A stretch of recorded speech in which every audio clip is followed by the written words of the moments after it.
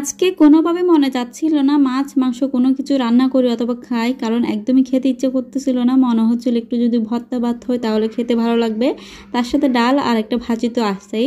আসসালামু আলাইকুম, কেমন আছেন সবাই? সবাইকে আমার নতুন আরেকটি কুকিং ব্লগে স্বাগতম। আজকে টমেটো ভর্তা করব, যেটা অনেক বেশি মজার একটা ভর্তা। আমি জানি এটা অধিকাংশ মানুষ অনেক বেশি পছন্দ করে। তার সাথে একটা পাতলা করে একটা ডাল রান্না করব, আর করব হচ্ছে আলু ভাজি। এই তো এখানে টমেটোগুলোকে ধুয়ে আমি একটু তেল মাখিয়ে নিচ্ছি ভালোভাবে। এরপর আমি এগুলোকে একটা তাওয়ার মধ্যে বসিয়ে কিছুক্ষণ পুড়িয়ে নেব। টমেটো অথবা বেগুন এগুলো যদি পুড়িয়ে ভর্তা বানানো হয় তাহলে কিন্তু খেতে বেশি ভালো লাগে। আপনারা নর্মালি এটাকে ভাজি না করে সবসময় চেষ্টা করুন পুড়িয়ে ভর্তা বানানোতে, তাহলে কিন্তু খেতে অনেক বেশি ভালো লাগে। একটা স্মোকি একটা ফ্লেভার পাওয়া যায়, এই কারণে খেতে হয়তো একটু বেশি ভালো লাগে।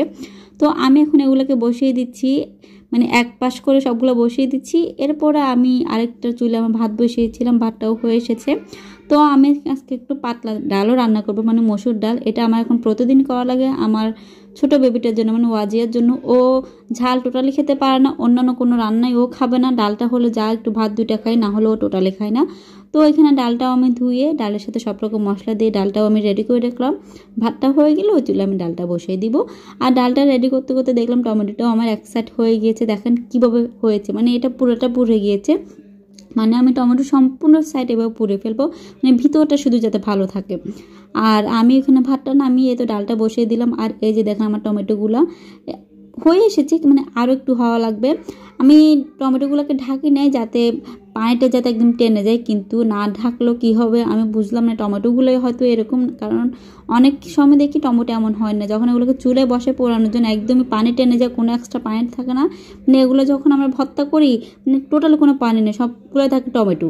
এখন এই টমেটোর মধ্যে মনে হয় রস বেশি, যে কারণে পানিটাও অনেক থেকে গিয়েছিল। আমি এতক্ষণ পোড়ার পরেও কিন্তু অনেক পানি থেকেছিল।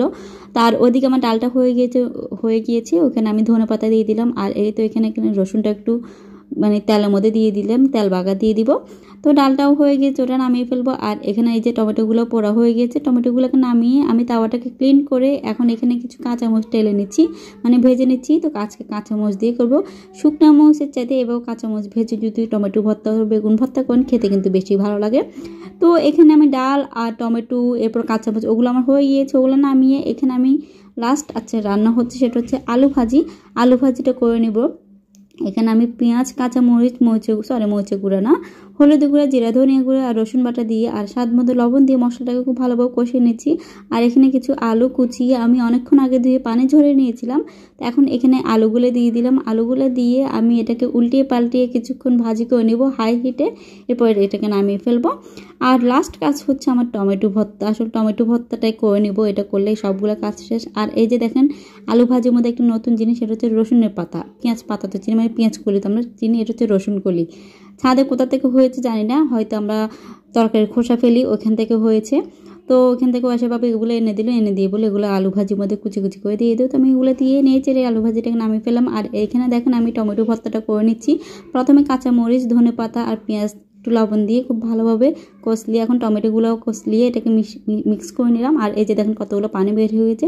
লাস্ট হচ্ছে আমি এখানে কিছু সরষের তেল দিয়ে এটাকে খুব ভালোভাবে রেডি করে নিয়েছি, মানে খুব ভালোভাবে মেখে নিয়েছি। আর এটা হচ্ছে টমেটো ভর্তা ফাইনাল লুক। তো এই ভর্তাটা কে কে পছন্দ করেন অবশ্যই কমেন্ট করে জানাবেন।